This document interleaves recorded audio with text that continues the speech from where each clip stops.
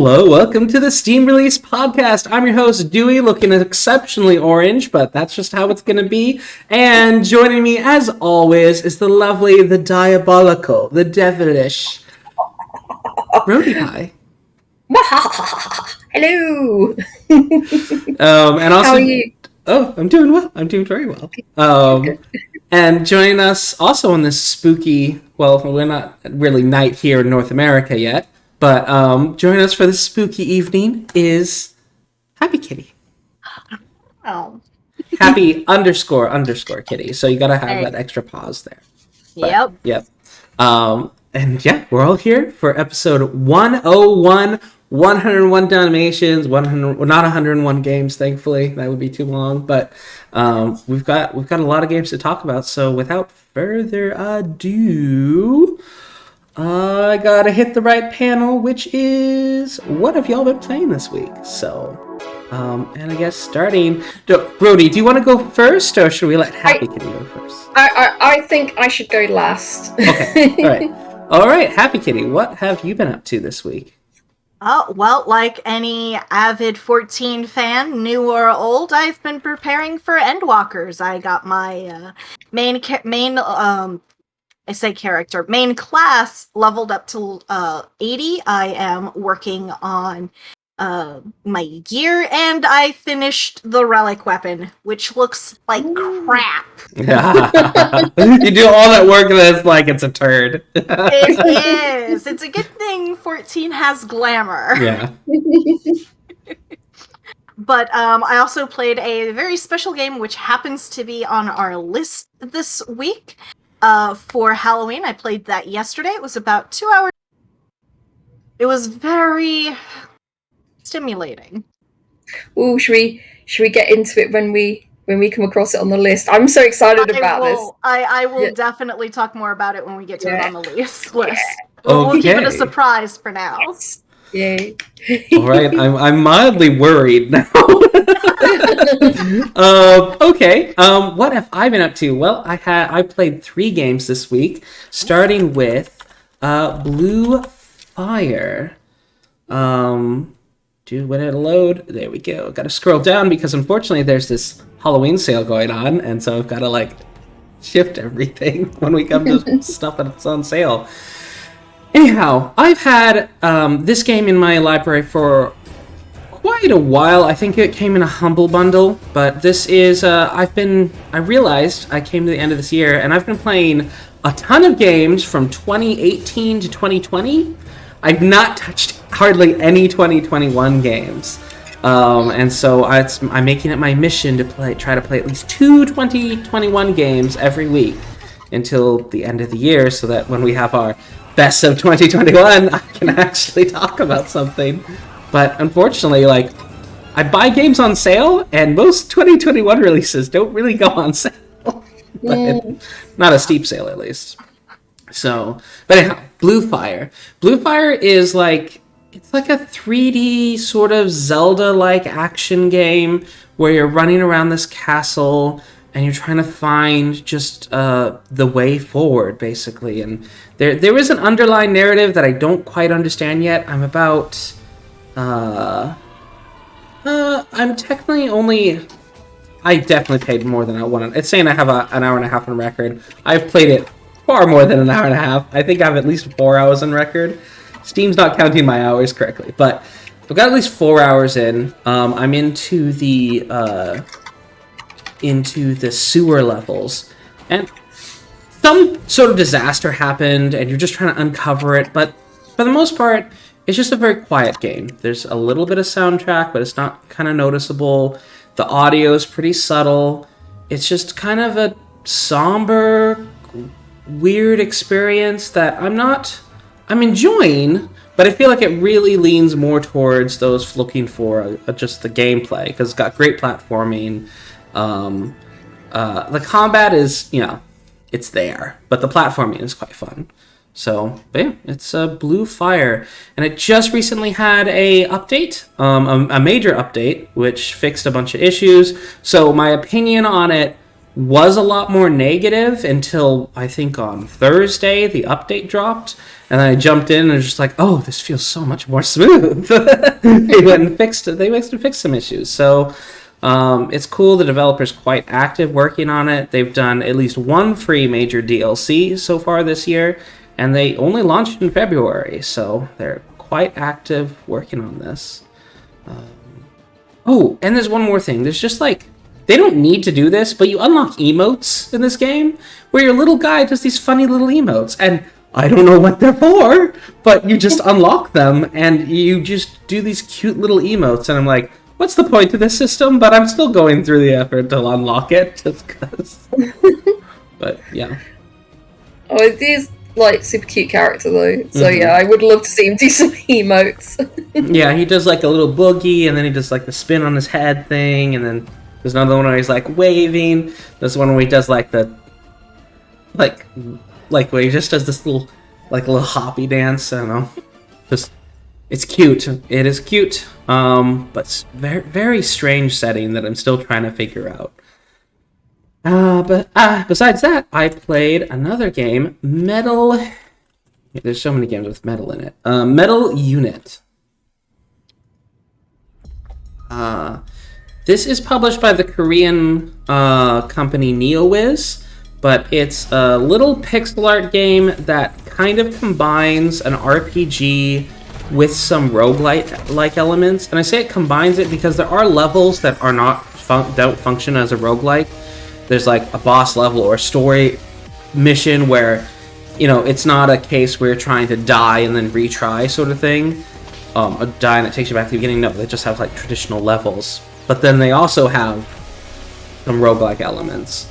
Some roguelike levels. It's good. I think it's just a little bit the movement. There's just a little bit of a blockiness to it, just kind of a crunchiness to it. It doesn't feel super smooth. And so that's probably my one significant criticism about it. But unlike the other game, this one does have quite a heavy narrative. There's a lot of dialogue, there's a lot of story, there's a lot of interesting characters you run into, and it's absurdly anime. Very kind of anime plot lines. But you're basically this pilot of this mecha suit, and you're running around doing missions and trying to figure out whether the organization you're working for is actually evil or not. So, interesting. Metal Unit. And the final game I played this week, besides hopping a little bit into Guild Wars 2, because one of the biggest content creators for Guild Wars 2 reviewed Final Fantasy XIV, and like he spent the first half of the video talking about what Guild Wars 2 does best, and it's like, you know what, Guild Wars 2 did a really nice thing. The shocking thing is at the end of that whole review, he's like, yeah, if someone put a gun to my head, Final Fantasy XIV is the better game. And I was just like, oh, what? Wow. Yeah. And I was just like, wow, that's shocking. But very shocking about that. But I played Beastie Land. So this is a little pixel art platformer that's being developed by Johnny Gennard of in Catalonia. What's a city in Catalonia? Barcelona. Yes, Barcelona in Spain. So he's developing this little cute pixel platformer with a bit of a twist, because you get to the end of the level and a ghost or monster spawns, and then you have to run all the way back to your house at the beginning of the level. So you have, after the first level, it's no longer a surprise. And so from those future levels onwards, you're kind of thinking in the back of mind as you go forward, it's like, ooh, how am I going to do this in the reverse? So just a little kind of interesting mechanic there. The jumping is pretty tight. It's pretty easy to do. There are a few significant bugs that I brought up to the developer that I think are really hampering my progress from getting further in the game. And that's always frustrating, because I know it's not me. I have to be, to progress further, I have to be lucky enough that this bug doesn't happen. So I've let the developer know. He's been communicative. He, thanked me for his feedback and let me know that after he does this, this, and this, and this, he's going his next task is to fix this. So I really hope he does, because if he does fix that before launch, I think this game has pretty good chances of being very enjoyable to folks. So so that is Beastieland. Thank you, Johnny Gennard, for sending me a review copy, and I look forward to hearing more news about the fixes and when he's confident to announce the release date, which I don't know yet. But yeah, that is Beastieland. All right, now with all that done, Roadie Pie is going to regale us with her adventures. Yes. Oh my god. So I streamed a lot this week, and because I wanted to get a lot of spooky games done. That's either been sitting ages in my library, or has been sitting ages in my wish list. One thing I did finally finished the Shape-Shifting Detective, and this is the one I played the last time I did a stream, which was many months ago. So, and I stopped the stream and I thought, I checked, I had about 2 chapters left, so I thought maybe I've got like an hour or so left, in the game. No, I had about 10-15 minutes left in the game. I was fuming. I was absolutely fuming, because when I jumped back into the game, I'd forgotten so many things. It's like I'm so mad at myself. I forgot who was who. When they asked who did it, the only person I remember whose name belonged to was Violet, because it's like they don't show you a picture of so who do you think it is, and then have their pictures or whatever. It'd just be names, the list of names, and it's just like, in their previous game that they did actually have icons of pictures of people's faces, and yeah, that would have been better. But this is so maddening, because that's the 4th FMV game I've gotten the worst ending for. I got the worst ending as well. So I got the bad ending. They got the bad ending. So on my first playthrough, and it's like it's 5.5 hours. I feel like I don't want to play through it again just to get a reasonable ending. But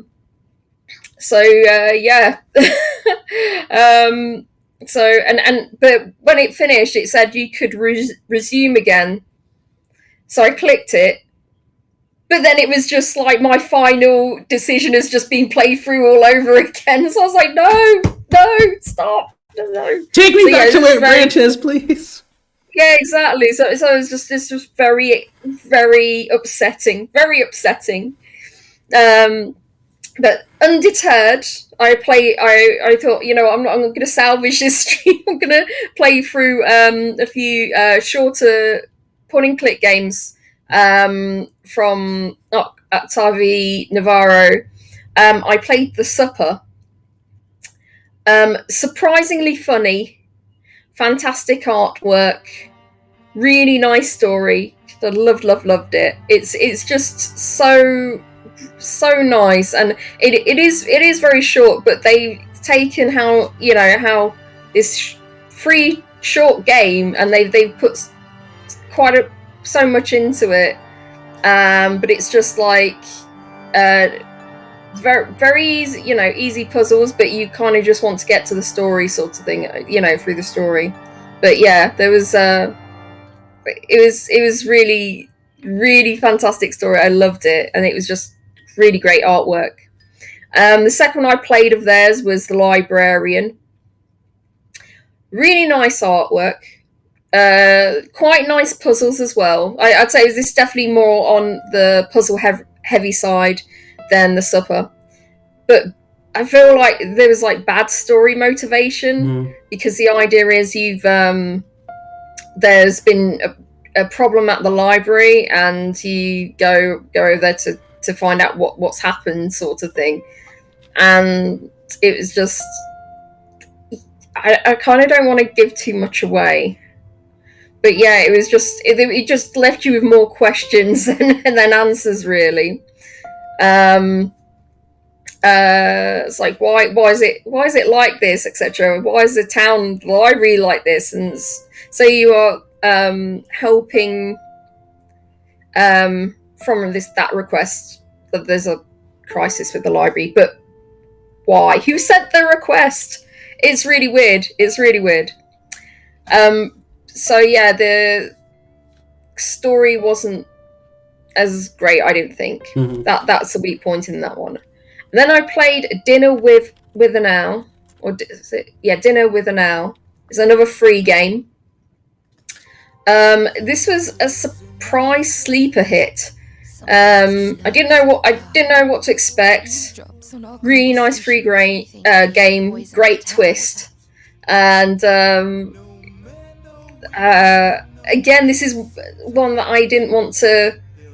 I don't want to give too much away. You go to this owl's house, and all the time you're trying to say, "Hang on a sec, but why are you? How are you? But why are you?" Then you just get interrupted. But yeah, there's sinister twists and turns, and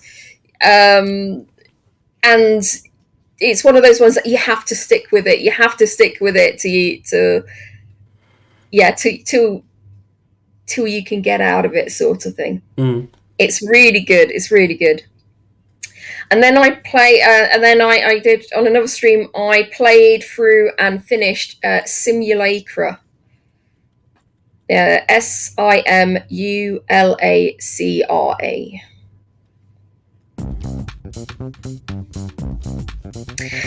And I just put up in big letters in my all capitals in my notes here. For fuck's sake, I've got the bad ending. Oh, I got the bad ending. Yeah. Oh my god. You seem to be drawn to those. Oh my god.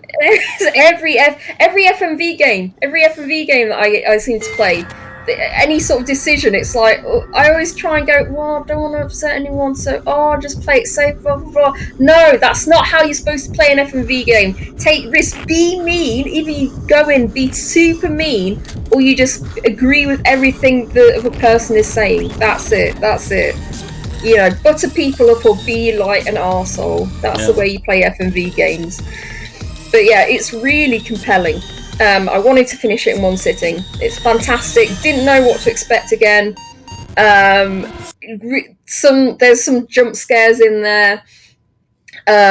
You find a phone and you're trying to find out. You find out who it belongs to, and there's these disturbing videos on it, and you want to try and help this person who you see who this phone belongs to, and there's so many twists and turns, and you're doing all this investigating and everything, and it's so good. I highly recommend this game to everyone. And then let's see, I played another game that we're going to talk about a bit later, and then I played The Fan, which is another FMV game. And you got the bad ending.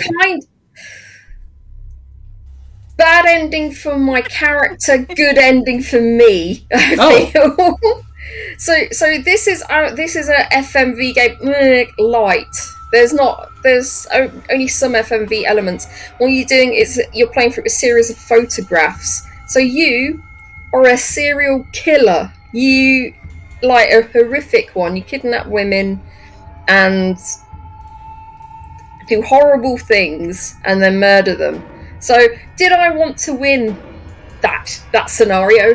Probably not. No, I did not.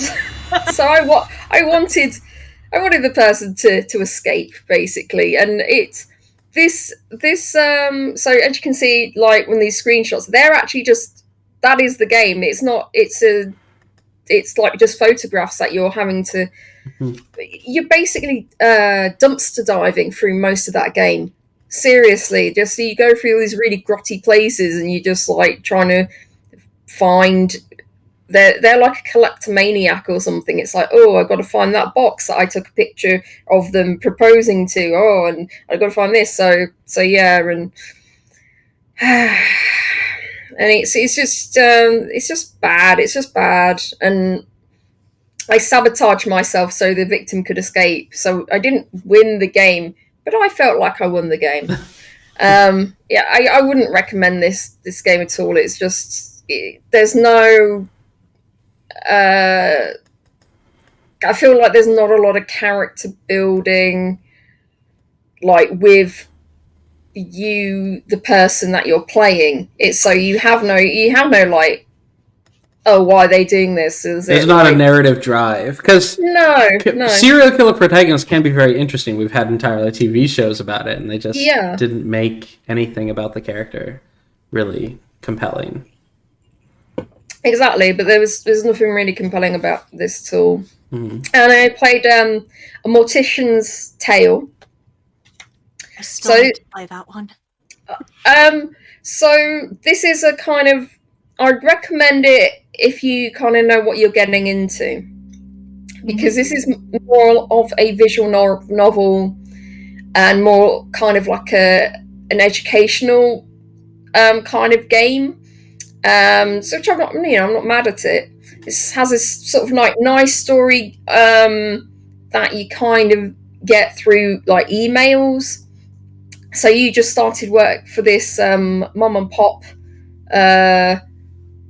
funeral parlor, and then an event, and things are quite nice the way that they deal with bereaving families and everything like that, and then it gets taken over by a big corporation. And you're having to, and you see how they deal with everything, and yeah. So and there's this like emails from your friends how they're getting on, the other employee that works there, and also you get an email from like a funeral parlor newsletter or something, and about all the different ways people either handle, like people who work in this industry, how they handle deaths and stuff like that, how they handle the dead, pretty much. And it's all really interesting, and I suppose it enlightens us on like, what the process is and everything like that. It's fascinating. It's really fascinating. How long did it's 2 hours. It's a 2-hour game. Oh yeah, I should say, sorry. Yeah, Shape-Shifting Detectives is 5.4 hours. The Supper 23 minutes. The Librarian 27 minutes. Dinner with an Hour depends on your, if you can work it all out. It's 37 minutes. Simulacra is 5.6 hours on there. The Fan was 50 minutes, and the Mortician's Cell is 2 hours. And then my final game that I'm going to talk about is Marcus Ritter. I finally got to play it with the Lost Family. Oh my god! So I had hopes for this. I was hoping. I knew it wasn't going to be a stellar game. I knew it wasn't going to be super spectacular or anything like that. But what I wanted was like the cheesy campness of the acting, and there were not enough FMV elements. It was a bit like The Fan, where you were playing through photographs. Mm-hmm. And what your sort of like first task is like you have to kind of take photographs of these different like places. One's a church, one's some ruins, and one's a castle. And you have to take 3 pictures in 3 different places. So every time you take a picture, there will be a FMV sequence, and then he'll go off left and keep going and turn the camera off. He hasn't edited. He didn't edit it properly. He hasn't edited it. Oh, no. This happened with nearly every single FMV sequence. He would just goes off stage left, keep going, and then turn the camera off, and there'd be a wobble. There'd be a camera wobble every single time. Because of course there'd be. Oh, this is terrible. I mean, there was a lot of padding of scenes, not much in terms of gameplay, just taking pictures. I think I got lost in a cemetery because I had to. It was such an annoying maze. And you had to go all the way back, and all the way back into where you needed to go again. There's no quick teleports for that bit, and which found the destination. I had a problem with finding some items, and I remember you could press the spacebar and it indicate where you can look, but it's like, I feel like you kind of shouldn't have to have that mechanic in there. It's like, if it's like, oh, I don't know, it's like pixel hunting. I don't want to be pixel hunting. It's just frustration. So yeah, the bad editing, and then there were the female characters that he had in there, which were just, so he has to do pictures. He works for like a publishing house or something, and they were supposed to be dressed for the office, and the receptionist was dressed like she was going to a nightclub with an incredibly short skirt and like a very tight little crop top as well, and like long boots, big long boots, and it was just like, is this just for the office? And then even his boss, she was all business up top, but then an incredibly short skirt on the bottom as well. And I was just like, okay, all right, okay, we know what this kind of game is. Even the Mary, the lady who he keeps having dreams about, she has a bad wig, and again, I suppose she's supposed to be wearing like a period outfit, like period appropriate outfit, but it isn't, because again, that is shorts again. So yeah, it's just he's supposed to set up this kind of narrative, but it just leaves like so many questions. Like, he receives a letter that he is an heir to demon hunters or something like that, and it's like, wait, how did you get the letter?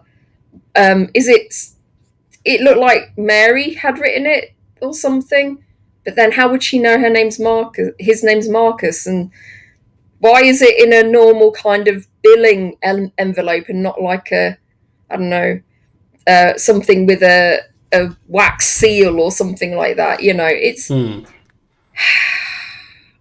I wanted more of the camp acting and not like being left with like nitpick. Feel like I'm nitpicking a lot, but it's there's so many things that were, so many little things that added up and made it not feel great.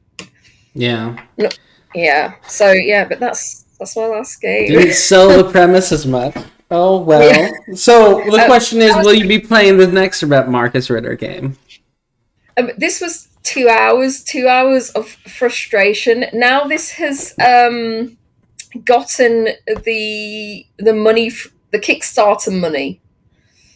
I will be keeping an eye on it. Whether I play it or not, I'll see. I think a lot of the people that have written reviews on the store page are liars. Yeah, because I'm looking at it, it's like very positive right now with 81%. Yeah. You're like, liars. Liars, you bunch of liars. Oh my god. I've definitely encountered that where I've played a game that was highly rated on Steam and I'm like, what is this BS? This is a terrible game. God, yeah, completely. But yeah, if he does more FMV situations, because those were fucking hilarious. He does this thing where she touches his chest and he goes, like that. And it's just straight up overacting. That's great. It's amazing. I love it. So I want more of that and less of the just padding out, really. So yeah. But yeah, that's what I played this week. All right. Well, next up we had a list of releases today for this final week of Spooky Month. And so starting with that, we have starting on Tuesday, October 26th, we're going to begin with the game Defend the Rook. A roguelike tactics board combat combined with tower defense elements. Defeat the invading hordes to stay alive and save the land. Enjoy more tactics than a normal TD game, combined with the added challenge of building towers and fighting off waves of enemies.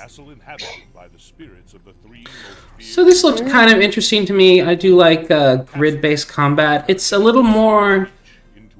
Although I like turn-based strategic RPGs. Whereas this, you just have a rook, and you have 3 heroes that work with you.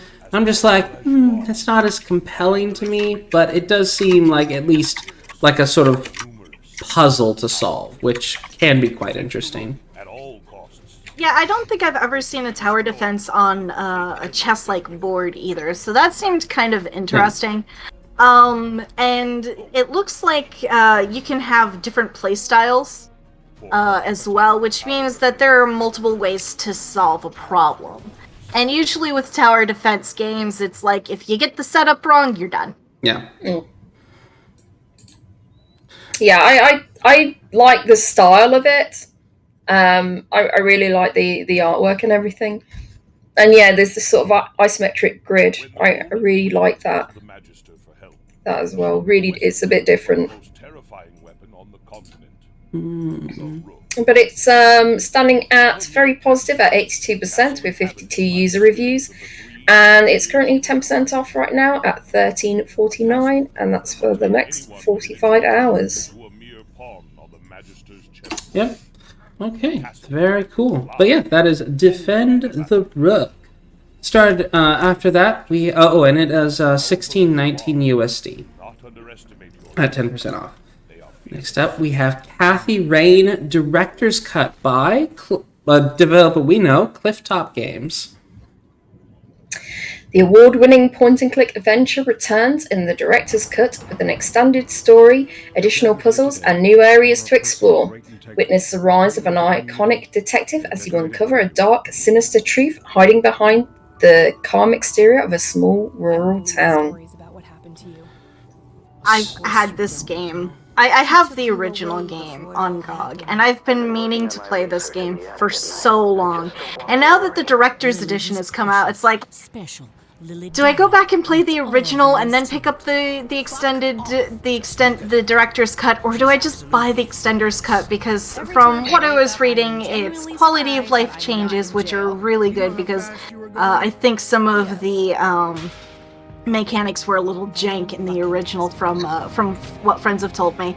It's cleaner, there's more puzzles, there's more scenarios, and it's just like a bigger game overall. So now I'm in a pickle. Yeah. Because the game is supposed to be really, really good, but now they've added more to it. I understand that there's at least 2 additional hours of storyline in here. And it does fit in perfectly well because I think it's the same writer, so it's, it's all it fits in very well with the story. So I'm quite impressed that a game from 1984 is getting such, just straight up, it's like, oh, we're doing it right up. And it's being done by Clifftop Games, which is the developer of The Whispers of a Machine, a game that we talked about previously. So yeah, that is really cool. Yeah, no, this came out in 2016. Oh, it came out, I'm thinking of another game, I'm sorry. This came out in 2016. Yeah, whoops. I played the original, and I loved it. It was one of those ones that I couldn't put down. I had to play from start to finish, and it plays a bit like what's that TV show? That detective show, someone gets murdered, and then it just weird stuff happens. Just weird stuff. Like Twin Peaks? No. Twin Peaks. That's the one I'm thinking. Really? Okay. Yeah, it's very Twin Peaks like, and because you think maybe it's going to be quite straightforward investigating something, and it really isn't. But yeah, a lot of people were, I think, kind of confused by the ending sort of thing. There's left a lot of questions, and I thought the next game that Clifftop Games was going to do was going to be a direct sequel, but they did Whispers of a Machine instead. So it was like, but what about this game? What about the ending? Nothing's been explained, kind of thing. So I'm hoping when I go in, because I'm definitely going to get this one. I'm hoping that I get some answers. Yeah. But if you have the original game, you can get the bundle, and it's like 50. The whole thing is for like £5.39. So I already got one game. So this new game is like £5.39, which is great. Yeah, I'm really glad that they kept the old game up there as well, because a lot of times when you have like a redo like this or something, they take down the old game, and I like, just for posterity, they kept the original version available. Yeah, all right. It's currently 10% off right now. That's just if you're just buying this game by itself at £10.79 for the next 45 hours, and it's standing at 96% positive with 33 user reviews. Yep. And yeah, it was developed by 2 developers. They're 2 dev team, and and it is $13.49 USD.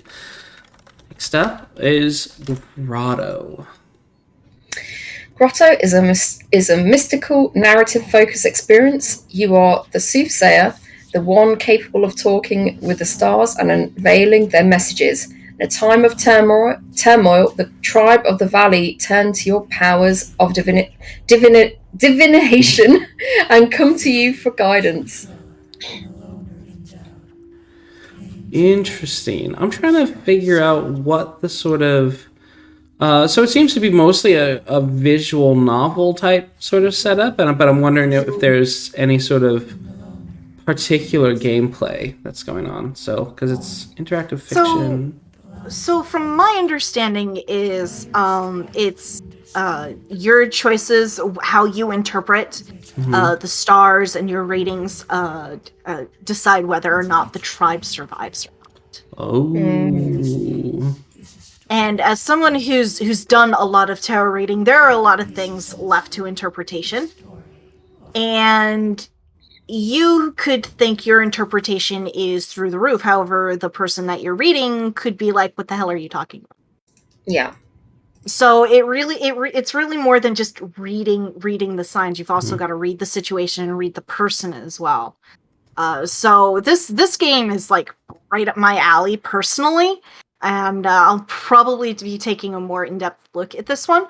I like the art style. The art style is quite charming, quite cute. And again, as someone who does this stuff, not on a professional level, never on a professional level, but as someone who dabbles in stuff like this, it's interesting to see what kind of take they turn with it. Yeah, I do like the art style. It's got that it looks dark, kind of dark and dingy, and but that flame, it's just really adds to it. And of course, like there's the ceiling, the whole Kotar, you can see the stars. It's striking looking. It's very striking looking. I really like it. It kind of reminds me of some of the artwork you might find in like some of the grunge comics.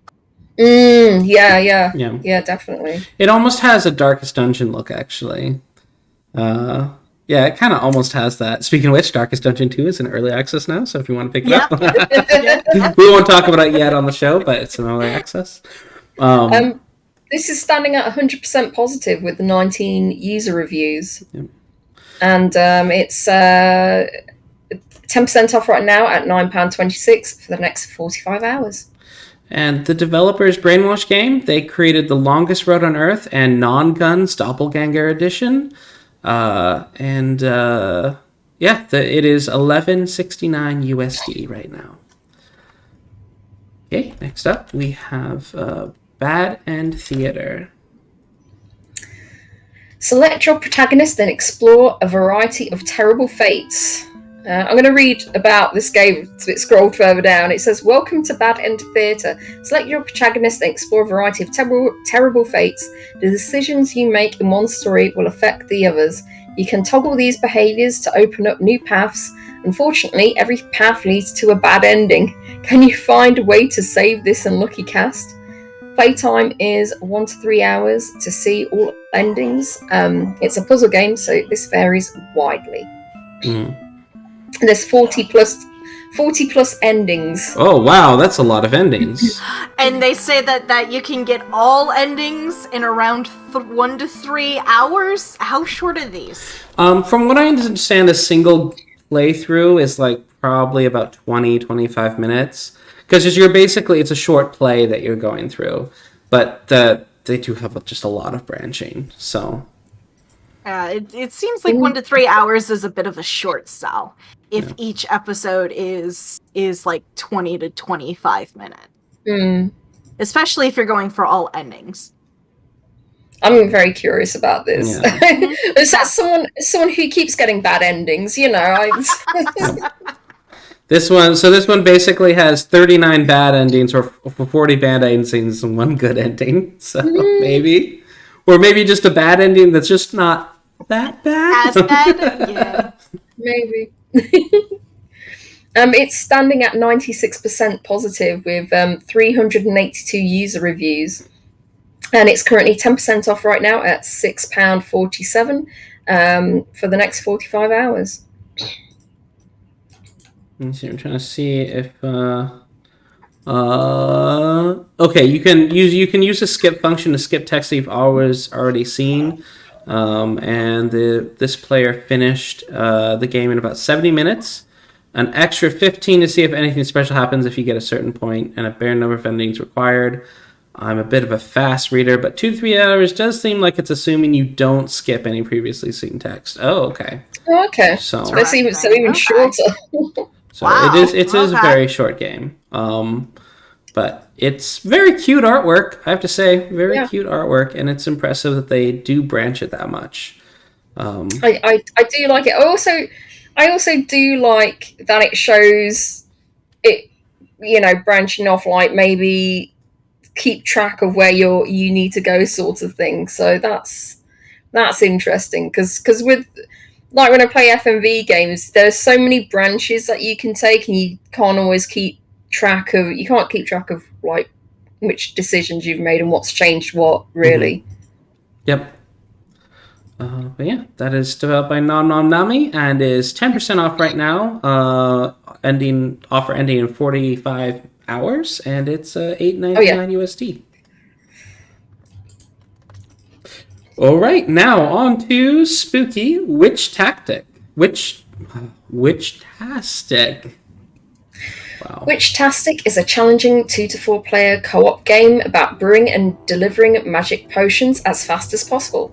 Take on the role of aspiring witches and experience charming adventures. Need a break from all the yelling of your friends? You can practice in a single player campaign as well. This game has a very charming similarity to another game that you guys are probably going to guess what I'm going to say. Overcooked much? Mm-hmm. Yeah. Overcooked, but with potions, and it seems you can even you can use brooms. You can ride brooms to give you a speed bonus. Interesting. All sorts of wacky stuff. No, that's not to say that it being like Overcooked is a bad thing, because Overcooked is very popular. It's a very good game. It's basically a genre at this point. Mm-hmm. And and I don't know if Overcooked has a very popular single player, but the fact that they can give this a single player campaign and be successful would be very positive. Mm-hmm. It looks like a jank version of Overcooked. Do you know what I mean? It just doesn't look as nice, and this is surprising. This is from the publisher's application systems, Heidelberg. And they usually do like very, very good quality, like point and click kind of narrative games, and so I'm surprised this was published by them. Yeah, it was getting out of your comfort zone isn't always a bad thing either. Yeah. I just wish this was like looked cuter or something. It doesn't look as nice. Yeah, it kind of has a bit of a drab thing going, and it's not as sweet looking. Yeah. This is standing at 93% positive though, with 33 user reviews, and it's 25% off, which ends in 21 hours. So it's £10.49. Mm-hmm. Kudos that it is online multiplayer though, so it would be a good idea if they sold it in a like multi-key bundle though. That would be that's my one thing. Like when games like are set up like, you know, this is for 2 to 4 players, like why not just sell it in a bundle? Just get a bunch of keys. Do it. All right. Smart. Following that is the game Hermitage. Strange Case Files. This gripping paranormal horror adventure revolves around Hermitage, the sinister bookstore that attracts most unusual customers, all of whom seem to be involved in mysterious cases bordering on the paranormal. So from what I've seen of this is heavy on Lovecraftian lore, which I absolutely love. Lovecraft may have been a horrible person, but he made great freaking stories. He was a creative horrible person. Yes. And there's a free demo out, so, you know, things that have free demos are always a plus in my book, because you can always try it out, decide if you want to pick it up and finish it. But yeah, no, demo and Lovecraftian lore, sign me up. Mm-hmm. I've seen some criticism in the reviews in that, so early on there's cutscenes and such, and like the cutscene, so the actual like portrait art and stuff is pretty consistent, and the background art is pretty consistent, but where there are cutscenes, the cutscenes towards the beginning have a very different art style than the cutscenes towards the end. They probably got a different artist or something, but the cutscenes towards the beginning, I think if I remember correctly, look a lot nicer than the cutscenes towards the end. So there's been a bit of criticism about that, but overall I've seen folks be pretty happy. I was concerned about the localization, of course, because this is developed in Shanghai, China, and so far I haven't seen any English reviews that are complaining about localization issues. Actually they compliment the translation, so, which is always important when you're dealing with a story-based game. So I really like the look of this, and it's just really stylized quite nicely, and it looks quite different from like kind of other visual novels, because it's kind of more of a visual novel. But yeah, I'm quite interested in this. I might give the demo a go. It is 15% off right now at £13.16 for the next 45 hours.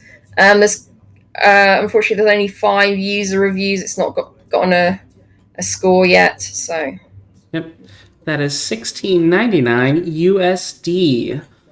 Following that, At Eve's Wake.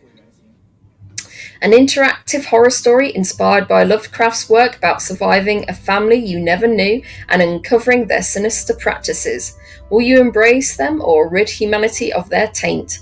Your actions will shape your fate and that of the family. Oh, okay, interesting. So you're just a long-lost relative of some wealthy family, and then it's like, oh, you were all in a cult. Basically. Oh, that's it. I guess it's an interesting idea. Oh, how creepy. Certainly a different take on something like this. Like, it gives you the option of whether or not you want to join them or do something about them. I do like that. It kind of gives you that option. And again, this one also comes with a demo. So that's a positive. So you can always start it, figure out whether or not it's something you're going to enjoy, and then pick it up later on. I quite like the artwork for it. It's quite intriguing. I find it quite intriguing. Again, I like to play the demo of this. It's incredibly expensive though. It's like full price. It's nearly £20, and it's just like, not sure. I definitely don't want to pay that. And I'm wondering how long it is, because I currently only see like one review, and they've put in nearly 6 hours. Yeah, I'm trying to see, did they finish it? I don't know. I feel like they're implying that they might have finished it, but I'm not sure. They don't straight Well, up say. they reviewed it at 2.5 hours when they've reviewed it, and then they put in. So they might not be done with it. It might be longer than 6 hours, but I'm not sure. But yeah, it's 10% off right now at £17.54. That's for the next 45 hours. I'd wait for a hefty sale on that one, I think. Yeah, I think you're probably right on that as well. I mean, looking at the review and then looking at the description, it looks like there might be multiple endings, which is probably why there's more hours than what his review says. But still, even that, $25 at a full price for USD is a little steep for a game like this. Yeah, definitely. Yep, indeed. All right, so after that is Moonglow Bay.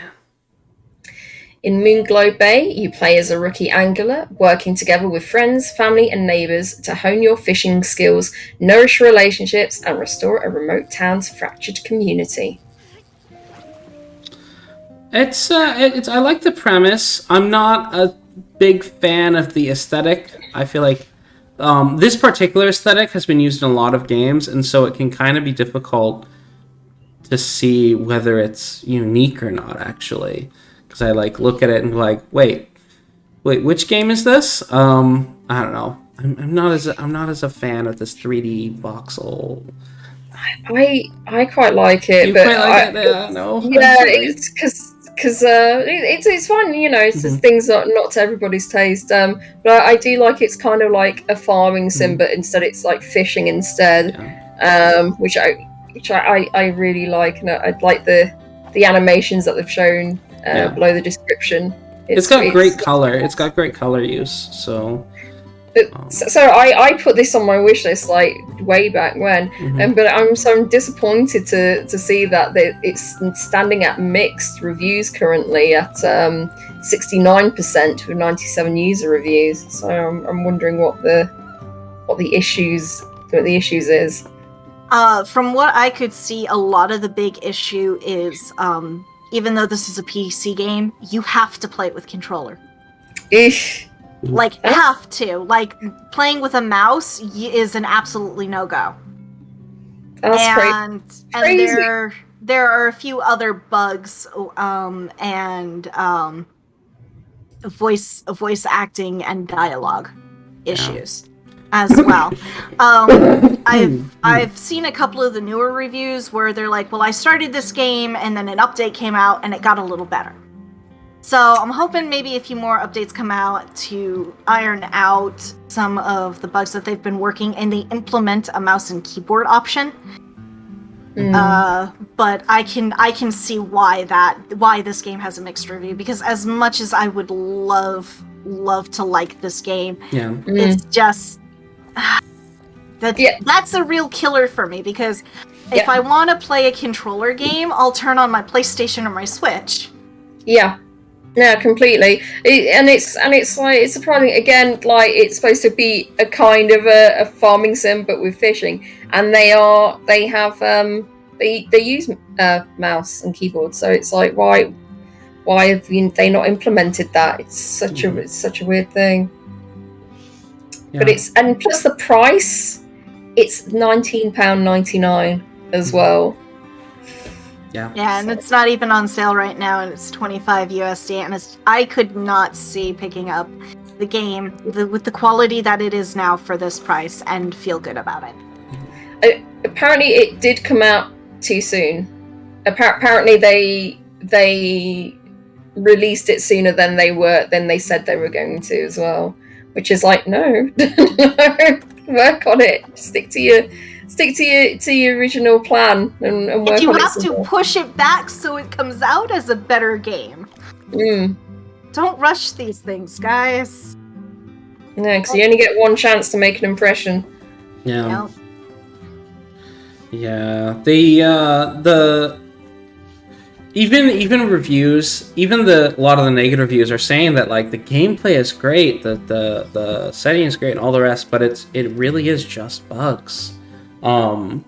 the bugs and issues, and of course the fact some folks complained about the keyboard issue, not being able to use mouse and keyboard, but a lot of it is just it's full of bugs, and it's just like QA. It's important. You do QA. So Moonglow Bay, $24.99 USD. Isn't the same price in the UK? Is it $19.99? Oh, okay. Because I noticed that in euros it was also like 25. So at least in the reviews. So I'm wondering, is the euro about the same as the US dollar now? Okay. Well, that is Moonglow Bay by Bunnyhug, which is a studio in Newcastle, England, with 9 developers. And hopefully they are going to continue with updates and fix the bugs. So, onwards to Wednesday, October 26th, P.U.R.G.A.T.O.R.Y, or P.U.R.G.A.T.O.R.Y. Welcome to Purgatory, experimental dark comedy sandbox time killer. Judge souls upon their arrival in death. Do they deserve heaven, hell, or the grinder? That is entirely up to you. Contrary to that, no, sometimes it's not up to you. Yeah. There are events that happen in the game which will kill off the souls in your queue, and you have no control over it. It seems like a dark, funny game. It is moddable. They did point out in the description further down that you can mod it to put friends and family members in here. Oh my god. Yeah. And some of the souls you meet to judge are a bit on the controversial level. As fun as it is to play, I'm not a controversial person, but I would question playing this on stream. Oh, yeah, maybe. Especially if you have a lot of political people sitting in your stream, and you do something that they might not like. Well, there's also like this time constraint too, so it's like, it's just like, you have to like quiz at a certain point. You go like, oh, I've got to do it quickly before like some event happens, and it's like, oh no, I put the philanthropist in the grinder. like it's just like, oh no. And there's that sort of just this added stress if you've got to like decide, or like you go like, oh, you can go to heaven, and then you like just notice in the last section, it's like, oh god, so that's what they did live. Oh crap, oh no. So there's all with that kind of judgment, heaven and hell should become quite lively. Yep. So yeah, Purgatory. It's very funny, interesting. Yeah, no, this definitely looks like a fun game to play on your off time. Mm-hmm. Yeah. It does look good. I love. I was seeing like some of these like scenarios that they that are out of your control. It's just like, oh my god. But yeah, I can see. You see, if you play this on stream, there would just be a ton of arguments and stuff. Oh wow. But it's only I just read another one. Yeah, there's some pretty. There's some pretty like. So there's funny things that are still pretty bad, but it's just it's basically Cards Against Humanity. This game that is the level of offensiveness that this is, at least. So just maybe not something for Twitch. Definitely, maybe something on Discord with close friends. Yeah. Close friends that you know aren't going to get offended. That's kind of the rule. Like you only play Cards Against Humanity with people that you kind of know that are not going to get. It's not going to be uncomfortable. Yep. Purgatory. It's only $2.99 though, so if you want to destroy friendships, it's at least going to be cheap. Or destroy your channel.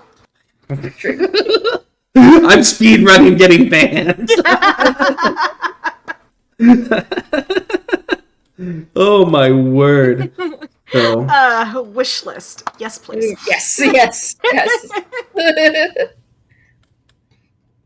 All right, but yeah, the pixel. I have to say, I love that they use pixel art for this, because that also seems to add a degree of levity to kind of a serious premise. But yeah, it's developed by LooseScrew Games. They are based out of the UK, and yeah, you can pick it up for just $2.99. On to the one of our favorite developers, Octavi Navarro, has a new game out called Midnight Scenes: The Nanny. The Nanny is a short interactive horror story about the supernatural. Follow siblings Oliver and Tina in their quest to find their nanny after she disappears in the middle of the night. Welcome to a new dimension of horror. Welcome to Midnight Scenes. Ooh. So this seems like something that they're well known for. I wish I'd known about this sooner because it's part of a series that I'm now looking at. Thank you, guys.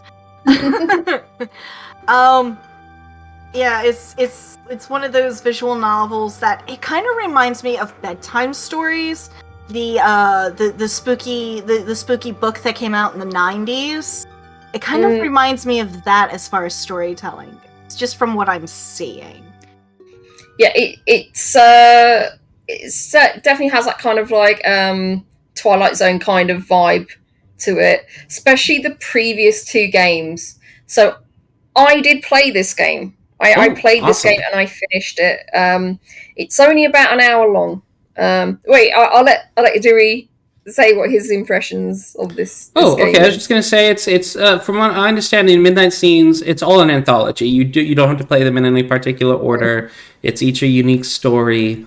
I find it interesting how Octavi went for sort of a brighter palette than he normally does. Normally, it's a very subdued palette. But still, you can still look at it and go like, this is probably an Octavi game, isn't it?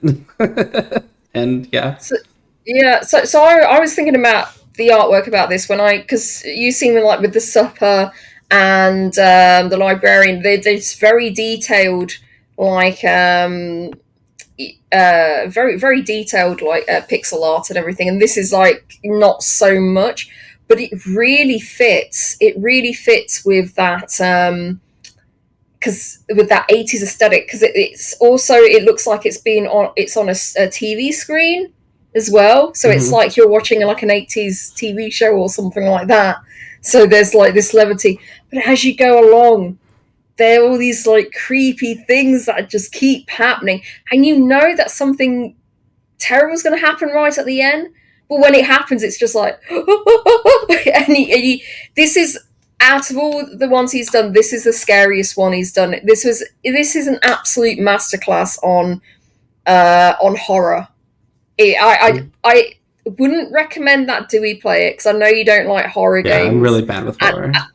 And it is really it is really that, like, does get that kind of scary definitely towards the end, and you're just like, no, I don't want to play it on, but I have to finish it.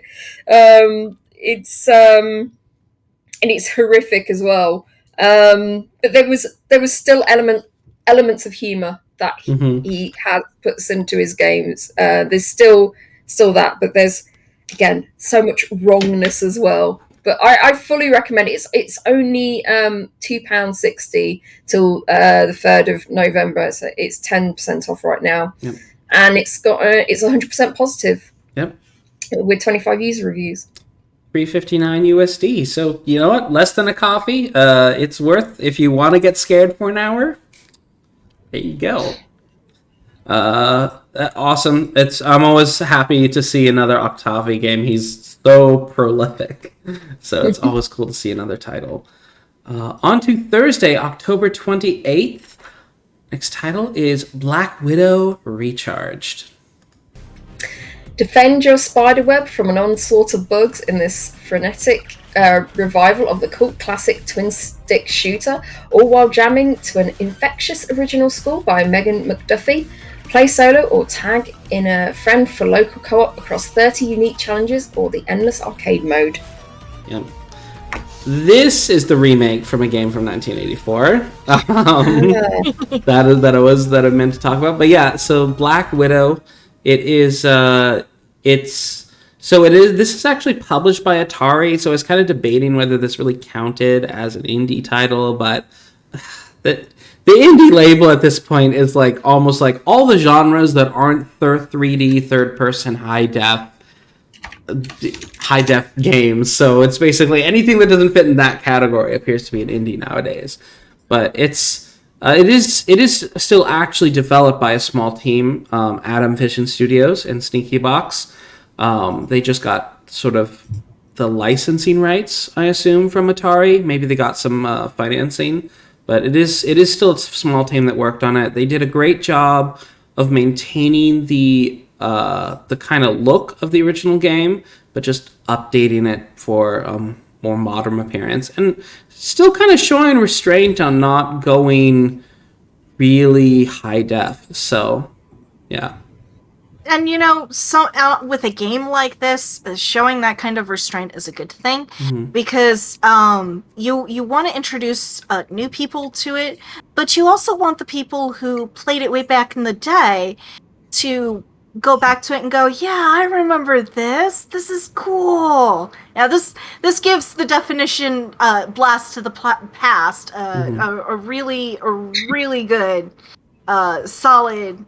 What for? And I'm glad they took the direction with it that they did, because this looks, excuse my language, hella cool. Hella cool, yeah.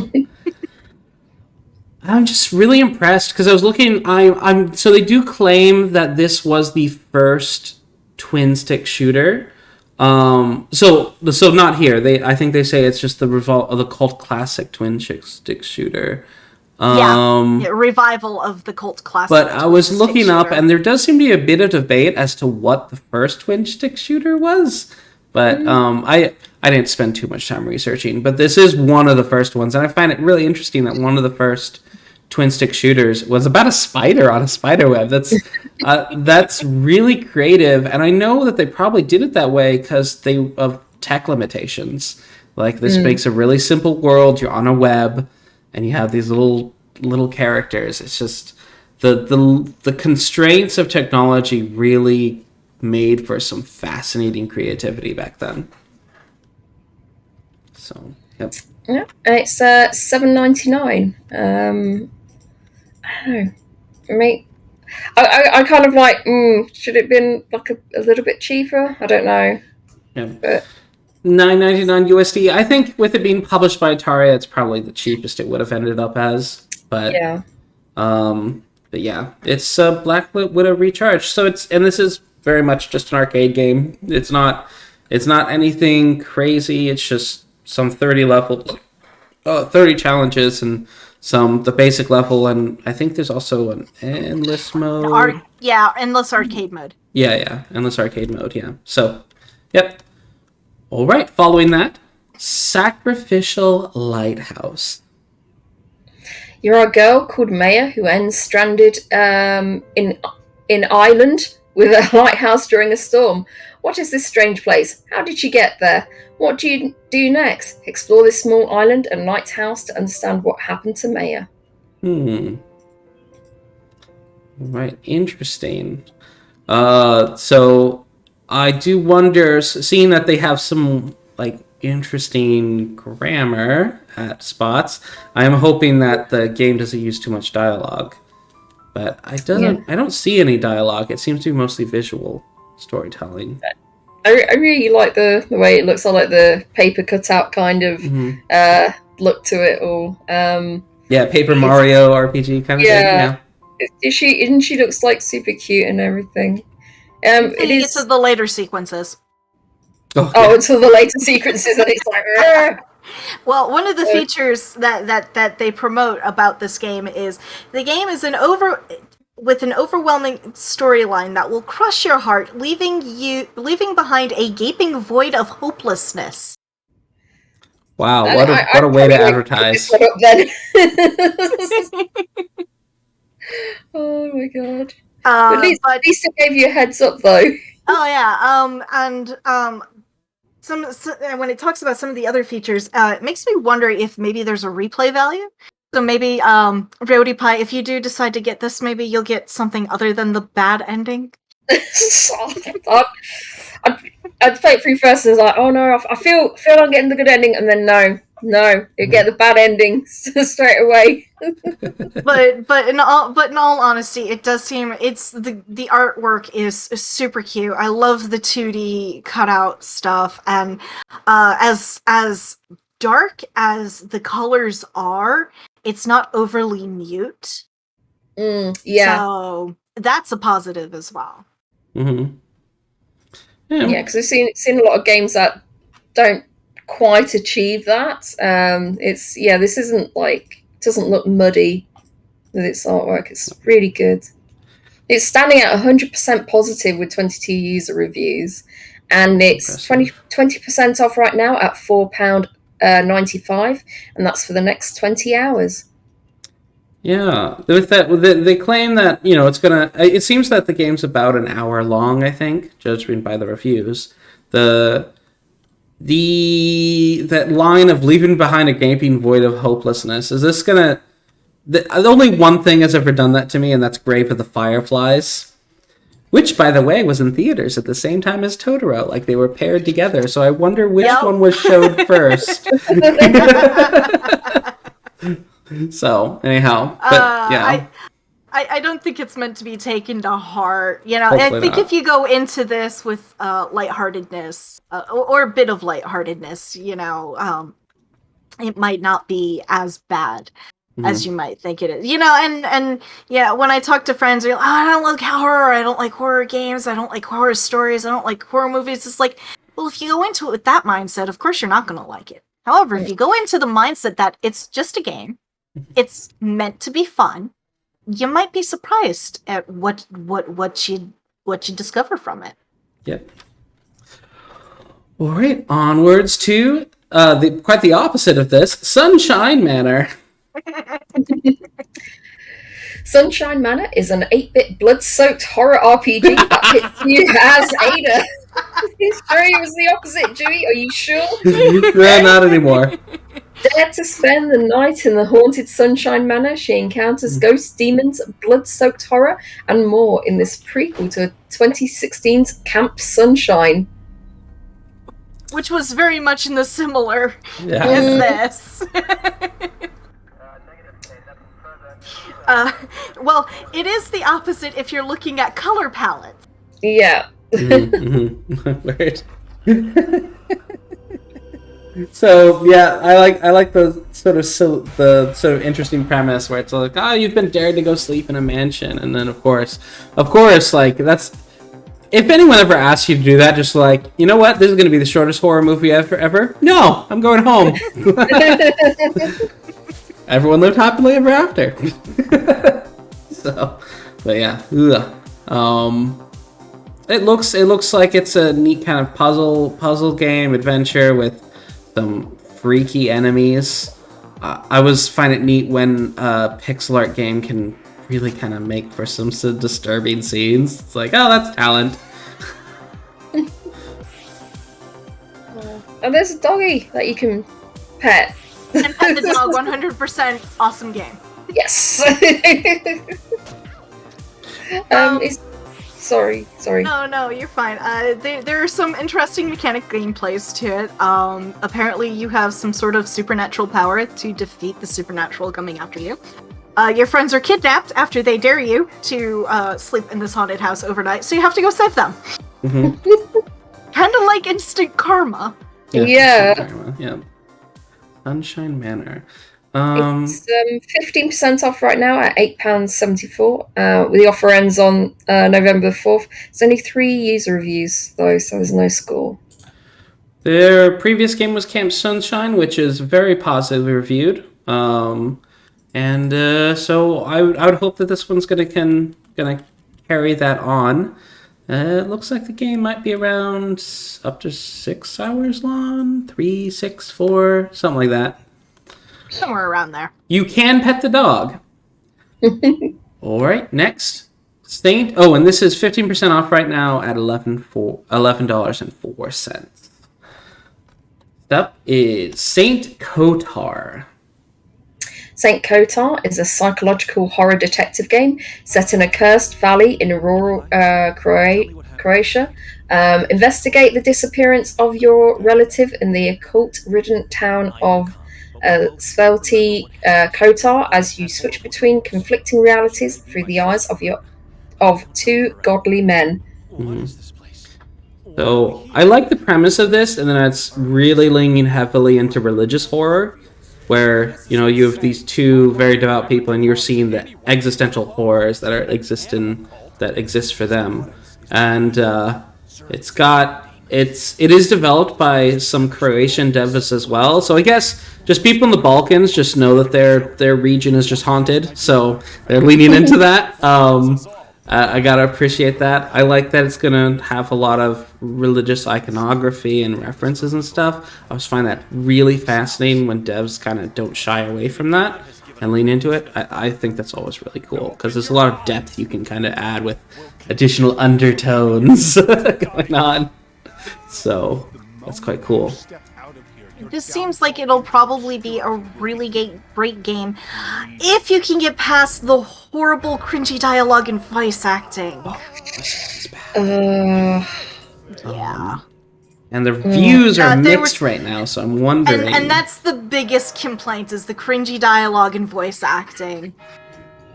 That's such a letdown, because it looks quite nice, and it looks like it'd be like a really interesting story and everything, but if you don't have the right dialogue, and especially with these kind of games, it's just like completely ruins it. And it's it's another one that's very pricey. 10% off at £20.69, and that's to the 4th of November.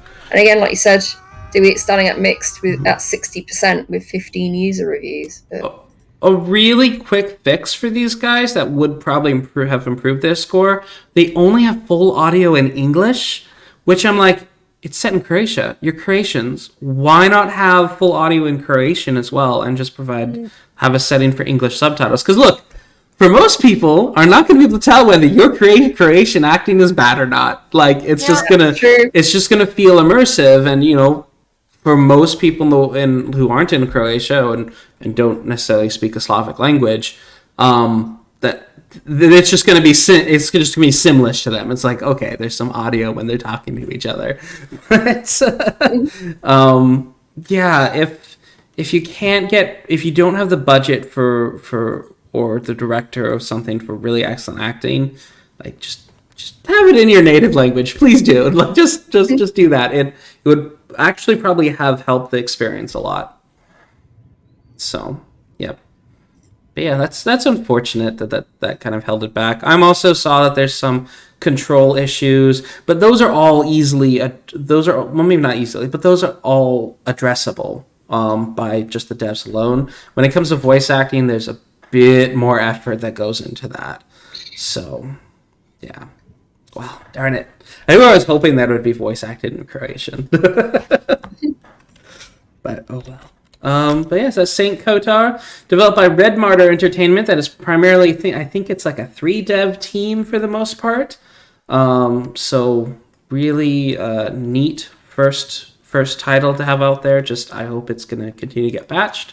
And I look forward to their future developments because, they seem to really be interested in kind of featuring Croatia in their games. So that's always very cool to get new regions covered in games.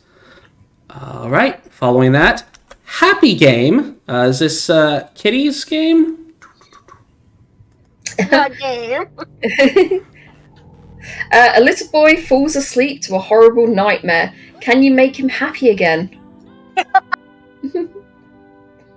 This looks insane. Looks absolutely insane. It is insane. It is disturbing. It is crazy, and I absolutely enjoyed all 2 hours of it. Oh. It is a very short game, but the people that I've talked to that I had in chat that were sitting with me agreed that even though it's a short game, they would be willing to pay full price for this, because I was promoting it the entire time I was playing it, because I was having so much fun. It's very disturbing.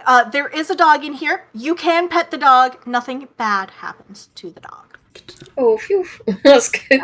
So what's the gameplay? What's the main gameplay? The gameplay is very, very linear. You're mostly running to the right most of the time. There is some point-and-click elements to it. there is a lot of kind of sitting there going, okay, how am I supposed to dismantle this to get what I need to do? Because there's a lot of that too. There is some putting back together as well, so it's not just taking apart. There is some putting back together, but overall, it's very bright, it's very colorful, it's very dark, and it's very much enjoyable. If they say he has a horrible nightmare. Technically, he has 3 horrible nightmares because he kind of wakes up in the middle of them. Okay. But yeah, no. The puzzles are somewhat straightforward. You might need to maybe sit back for a couple of seconds and think, or maybe play around with the object on screen to figure out what needs to be done. But none of the puzzles are overly hard, and this game is anywhere from 1 to 2 hour playtime, depending on how fast you are with the puzzles. And I was somewhat slow, but I was also interacting with chat. Yeah. So, but yeah, no, I enjoyed the game. I paid full price for this game. Actually, no, I didn't pay full price for the game. I would have paid full price for the game, but when it first came out, it came out on sale. Yeah. So it came out with that 13% off. Yep. The total price is $13.13 with 13% off, and it's right now on sale at $11.42 until the 4th of November. It's 90% positive with 371 user reviews, and 13% off at £9.68, and that's till the 4th of November. Amanita design is known. We also talked about some of the previous games: Samarost, Creeks, Pilgrims, Choo-Chill, Samarost 3, Botanicula, Samarost 2, and of course the famous Machinarium. Yeah. There is one warning that I will put out, and they do put this at the very start of the game. Like, as soon as you load up, this warning pops up on screen. There are a lot of flashing lights, especially in red and white, and it's very fast.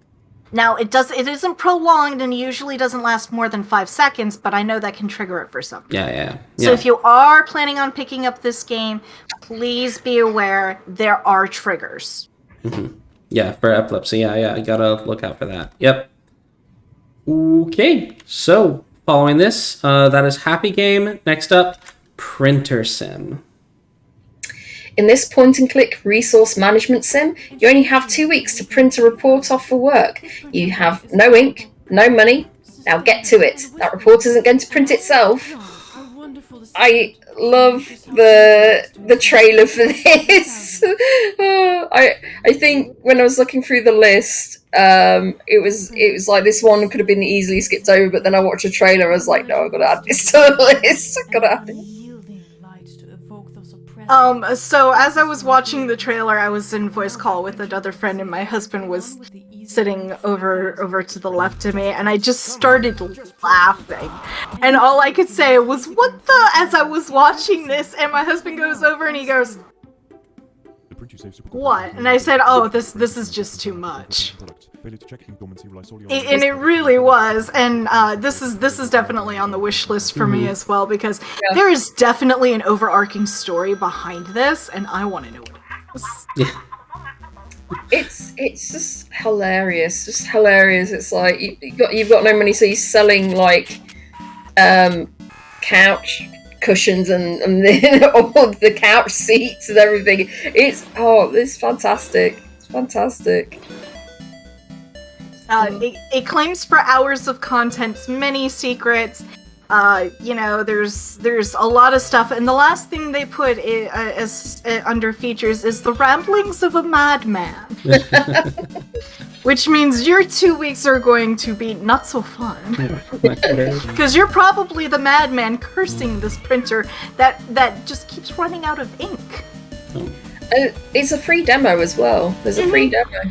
Fantastic. And it's 10% off right now at £6.29, and that offer ends on the 4th of November. It's currently only 5 user reviews though, which is a shame. But yeah, I've put this on my my wish list as well. It just looks fantastic. Yeah, I really got to experience that when I worked at a bank for a few months. Like the whole the copier, Yeah. copy machine. There's always something wrong with it. Oh my word, it's cursed. But New out of the box yesterday, and it's already broken. Yep. So Printersim. But yeah, it's I guess if anyone's gonna make a rage simulator, a printer would be a good one to make it of. That's pretty cool. And yeah, you can pick it up for 10% off at $8.99 USD. Our final game for Thursday is Subway Midnight. Board the train, run away from a weirdo, solve some puzzles, make friends with some ghosts. Try not to become a ghost yourself. This game is trippy. Very colorful. Yeah. So it's a haunted house-style spooky cute game set on a ghost-infested train from the mind of Bubby Darkstar. A unique, constant changing visual style, 100-ish train cars to explore, variety of bizarre puzzles, 3 different endings across multiple playthroughs, way too many ghosts. Best enjoyed in a dark room. And it's got the photosensitivity warning as well. Interesting. I love the visual style. It's just got that nice Paper Mario type thing going on, but with sort of a not too scary but slightly scary horror sort of setting. Yeah, I definitely skipped past this when I first went through the release list, just because, especially in its small when it's kind of small preview, I was just like, I don't know what this game is. But then once you see it in motion, it's like, oh, this looks really nice. Yeah, I definitely want to pick this one up. So, well, maybe not definitely, but possibly. It's 10% off at $8.99 USD. Yeah, and it's £6.47 till the 4th of November, and it is standing at 84% positive with 177 user reviews. Cool. Following that is Friday on our final game, October 29th, Atomic Cards. Oops. Collect food, weapons, and materials, face enemies, and make difficult moral choices that will affect the gameplay. Let's see about this game. So, Atomic Cards is an RPG card game in a post-apocalyptic world set where your money no longer has any value. A far more important goal is to obtain food, resources, and weapons that will allow you to live a year in a new world devoid of morality and compassion. You will be faced with difficult life choices that affect how society will treat you. Will you be able to remain human in this hell reigning on Earth? So, is this just Fallout with cards? It does sound like Fallout with cards, yeah. I like how it's pixel art, and it's a very simple UI that kind of just leaves the setting to your imagination. Like, you're kind of supposed to fill in the blanks with your head as far as where you are and read the text. So it's almost like a text game with some UI assistance. This looks really cool. I'm really curious about this one, actually. Atomic Cards. It's developed by SerVG, and it's their first game on Steam. And of course, there is a free demo. Very important. What does it mean, though? Because I'm looking. Is this a roguelike? Survival card battler. I don't know. Do you just play it through once, or do you just play it until you die? I'm not. I'm thinking. I'm thinking it's one of those that you go as far as you can go, which is where the survival tag comes in, and that every playthrough is probably different. You do get different characters that you can choose from, or you can make your own. So I'm thinking maybe it's got a little bit of maybe roguelike sandboxy to it, but it's really kind of hard to tell because it's not the situation isn't given clearly. Yeah, they're keeping it pretty vague. Even the reviewers are being vague about it, which is annoying. So, like... You know the movie that everybody tells you to go see, but they won't tell you anything about it? Yeah, and you It just start to get really suspicious. Yeah. Yeah. They tell you it's really good, but they won't tell you why. Or how. Right now, it is 100% positive with 22 user reviews, and it's 15% off for $6.79. That might go on my wish list. It's £4.92, and that's ends on the 4th of November. So yeah, it's not bad really. Yeah, not bad at all. Not badly priced. All right. So with that, we have finished the release list. So now the question is, what game is the very best? What's the best of the week? So who is ready to go first? All right, Happy Kitty. Let us know your opinions. So my top number one is, of course, the game that I've already played and completed, and we'll probably go back to this again, probably next year on Halloween. Because if the biggest reason I didn't do a whole Oktoberfest this year was because I got heavy into 14. But happy game for sure. I will be going back to it. There are achievements that I didn't get that I want to get, and the game overall is just creepy fun. And, sitting there, and I hope the next time I play this, I get more people in chat that they can experience this experience, because that's what it is. It's an experience with me. Going for top 3, my second would probably be Purgatory. It just looks like a lot of fun. This is a game that I would not play on stream simply because of some of the controversial subjects that might be brought up. But I would definitely sit in Discord and play with some friends, chatting in my ear, giving me advice or commenting. And my third would probably be Bad End Theater. It's short, it's sweet, and it's kind of interesting. It says that it's 1 to 3 hours. I want to say that it could probably be more than that, but looking at the reviews, they're probably right. And I'd be interesting to see just what that good ending is. All right, Rhodey, what about you? What's your top 3 games? So, definitely have to go with the one that I played, the Midnight Scenes, the Nanny. It's like, if you like point and click games, give this one a go. If you like narrative games, not sure about point and click games, then still pick this one up, because it's very light on the puzzles, and this is definitely more about the story. It is really good fun, and it's a short game, and I think it's like quite reasonably priced as well. My second choice, I have to go with Printersim. That just it looks looked very interesting to me. Looks hilarious. I'd probably want to play that eventually. And then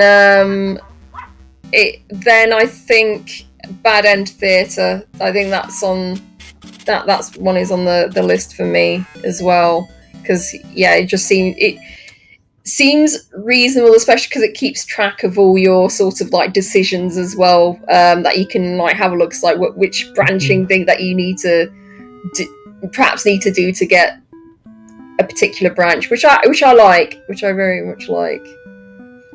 But what about you? What about you, Dewey? I think third place I would put Kathy Rain. I'm not normally into point and clicks, but I do think it is very cool that it went and that they went and kind of did a special edition of it with a real set of new content that kind of perhaps gives it a more satisfying conclusion. That's really cool to me. My second one is I'm probably going to agree is that it's Purgatory. Purgatory would probably be my second choice. And the one I'm most interested in is actually the final one, which is Atomic Cards. Just seems to be up I like card games. I like the sort of post-apocalyptic setting in certain doses. And I just kind of need to find out what this game is. So there is a demo, so I will have to check that out. So, yeah, Atomic Cards. Okay, so, and of course, chat, let us know what your favorite games were. Please, we'd love to hear your thoughts. And before we all say our farewells, I want to, of course, talk about what have y'all been doing. Like, let us know. Rhodey, you've been streaming a ton. Are you going to be continue to stream a ton? I really hope so. I won't be doing like nearly daily streams like I was this week, because that was just for like the Halloween special. I was originally going to plan to stream all month, but no, it just ended up being a very intense week of streaming. But yeah, you can find me on twitch.tv/RhodeyPie, and I will be doing maybe some more FMV games where I get the bad ending, not on purpose, but yeah. And of course, follow us on, if you're following us on YouTube, don't forget to give it a like and subscribe, and to follow us on the curator page where we do all the write-ups of the games that we've spoken about. Yep. Happy Kitty, what about you? Well, I'll probably be grinding some more on Final Fantasy XIV, getting ready for Endwalker. Drops on the 23rd. I pre-ordered, so I'm hoping to get in early on the 19th. We'll see what happens. Yeah. Hopefully the servers will be in a good state. With that, I often kind of leer away from doing the early access just because I'm like, the server's just going to be broken. But I am really tempted to pre-order still. Get that early start. But yeah, and of course you can find me right here every week at the Steam Release podcast. For those who are interested, there is of course a drawing down below. For those on YouTube, go ahead and click a link. I'm giving away some excess keys, and I'd love for them to have a home. Just play games. Just take them, please. Sign up. And of course, go ahead, please follow us and like and subscribe. And with that, bye-bye, YouTube. Bye, YouTube.